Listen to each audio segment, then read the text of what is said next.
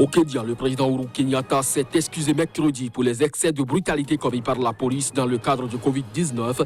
Le chef de l'État a laissé entendre qu'il pourrait prendre d'autres mesures supplémentaires.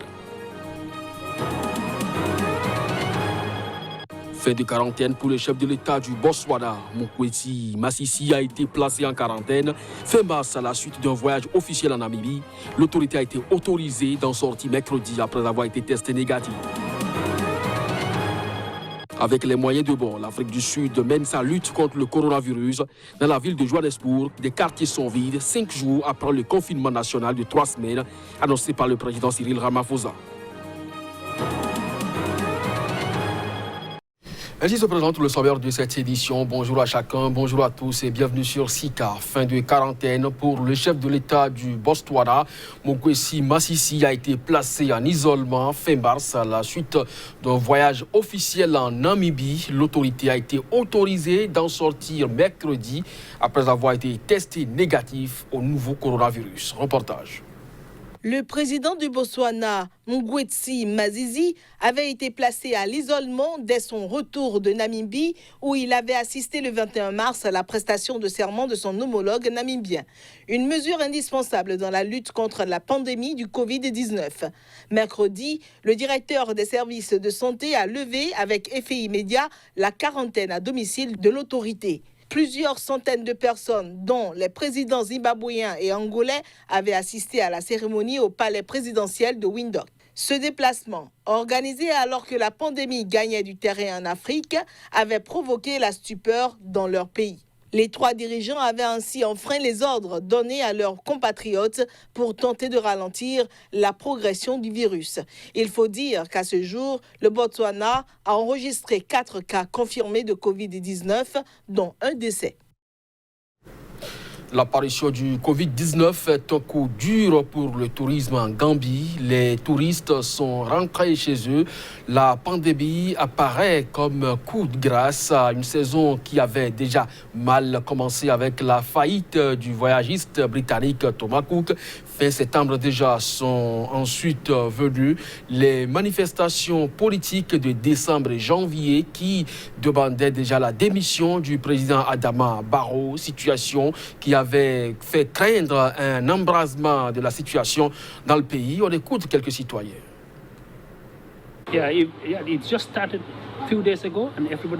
Tout le monde a quitté le pays en quelques jours. Tous les touristes sont partis. Il n'y a plus de touristes, plus aucun avion n'atterrit ou ne décolle. Nous sommes durement touchés. Déjà, avec Thomas Cook, ça nous a donné un bon coup. Mais on est réussi à s'en sortir un peu. Et ensuite, après quelques mois, on a le Covid-19 qui se présente. Et ben là, ça y est, c'est le coup de grâce.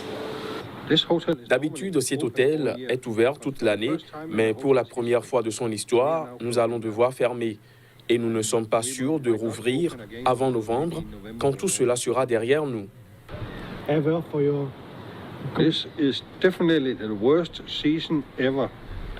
C'est la pire saison touristique de l'histoire de la Gambie. Depuis les années 60, le tourisme est une importante source de revenus. Et aujourd'hui, on assiste à une crise encore plus grave que celle d'Ebola. Mise en œuvre du couvre-feu nocturne au Kenya, le président Uhuru Kenyatta s'est excusé mercredi pour les excès de brutalité commis par la police dans ce cadre. Dans le même temps, le chef de l'État a laissé entendre qu'il pourrait prendre des mesures supplémentaires pour lutter contre le nouveau coronavirus. Depuis l'instauration vendredi du couvre-feu nocturne au Kenya, la police n'a pas hésité à recourir au gaz lacrymogène et à bastonner les gens pour les disperser, notamment à Mombasa et Kisumu. Des scènes similaires se sont déroulées à des arrêts de transport collectif à Nairobi. Ailleurs, la police s'est opposée violemment à des commerçants qui refusaient de fermer leurs magasins dans des bidonvilles.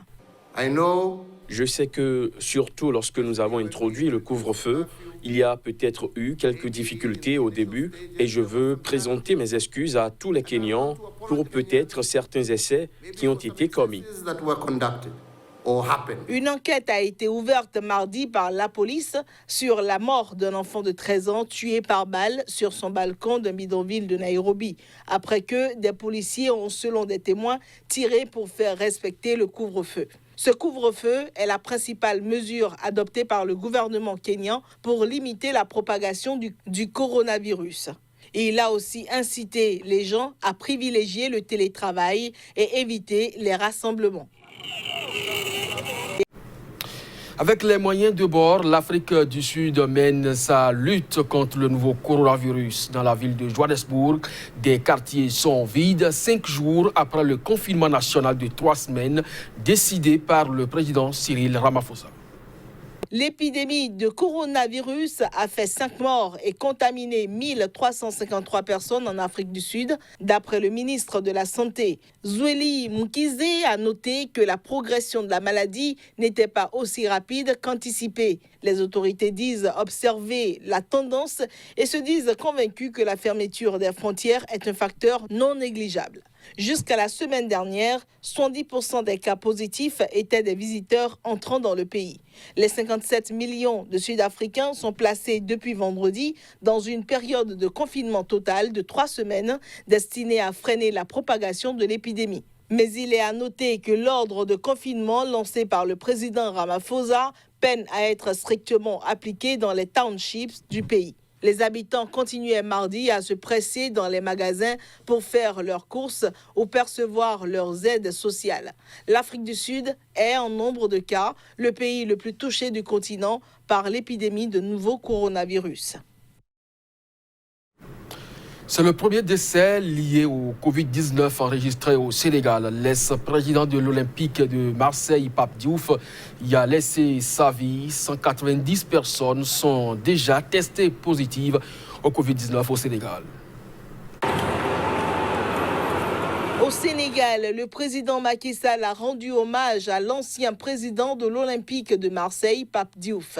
Il s'agit d'une grande figure du sport et d'une éminence grise du football, première victime au Sénégal du coronavirus, décédé mardi à Dakar. Le décès de Pape Diouf est survenu à l'hôpital Fann de Dakar, selon le ministère, où sont soignés une majorité des patients ayant contracté la maladie Covid-19 au Sénégal. Le Sénégal a enregistré son premier cas de décès lié au Covid-19 en la personne de M. Mababa Diouf, plus connu sous le nom de Pape Diouf.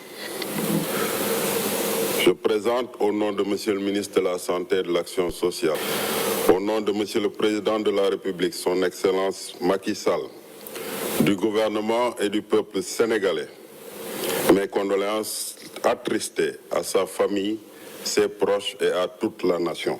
Mamadou Koumé, journaliste, ex-président de l'Association nationale de la presse sportive du Sénégal, a réagi à la mort de l'ex-président de l'Olympique de Marseille, Pape Diouf, dont il était proche. C'est une fierté pour son pays, pour l'Afrique, je pense aux footballeurs africains. En France, Pape Diouf, c'était une fierté pour eux, c'était un protecteur, c'était un mentor. Le président sénégalais a instauré le 23 mars l'état d'urgence sur l'ensemble du territoire, assorti d'un couvre-feu nocturne. Ce, après avoir déjà décidé l'interdiction des manifestations publiques, la suspension des cours, l'annulation des festivités de l'indépendance et la suspension des principales liaisons aériennes. Au Gabon, des clients se ruent dans les pharmacies pour acheter de la chloroquine. Ce traitement et en même temps ses dérivés comme l'hydroxychloroquine utilisé durant des années pour soigner le paludisme sur le continent suscite aujourd'hui dans le monde l'espoir de beaucoup contre le Covid-19. Mais leur efficacité est encore loin d'être prouvée et leur généralisation divise encore la communauté scientifique. Ce traitement et ses dérivés, comme l'hydroxychloroquine, utilisés durant des années pour soigner le paludisme sur le continent, suscitent dans le monde l'espoir de beaucoup. Alors que son efficacité est encore loin d'être prouvée et son usage pour traiter les personnes infectées par le coronavirus divise la communauté scientifique, la chloroquine est devenue, avec ses dérivés, une pilule de l'espoir par ces temps de crise sanitaire internationale. Au Gabon, des clients se ruent carrément dans les pharmacies pour en acheter.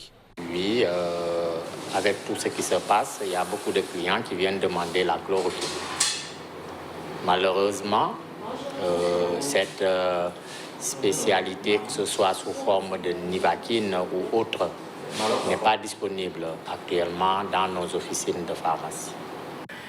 La majorité de nos patients viennent vers nous pour nous demander de la chloroquine, pour en mettre en stock au cas où quelqu'un de leur famille a le corona, ils vont déjà anticiper. Mais il faut aussi bien qu'on les explique que ce n'est pas comme ça que ça se passe. Ah oui, j'ai des amis qui souhaiteraient bien avoir des prévisions, même s'ils n'ont pas eu le temps nécessaire de rencontrer un médecin, mais ils veulent quand même avoir la chloroquine à la maison. Voilà, juste en guise de prévention, voilà, c'est tout. Des hôpitaux sénégalais aux pharmacies de rue camerounaises en passant par des entreprises pharmaceutiques sud-africaines, c'est toute l'Afrique subsaharienne qui mise sur la chloroquine pour vaincre le Covid-19. Utilisé durant des années pour soigner le paludisme sur le continent, son usage dans le contexte actuel divise la communauté scientifique. Si l'OMS a appelé à plusieurs reprises à la prudence, sur le continent africain, les autorités n'ont pas hésité longtemps. Au Burkina Faso, au Cameroun, en Afrique du Sud par exemple, les gouvernements ont rapidement autorisé les structures hospitalières à traiter les malades avec cette molécule.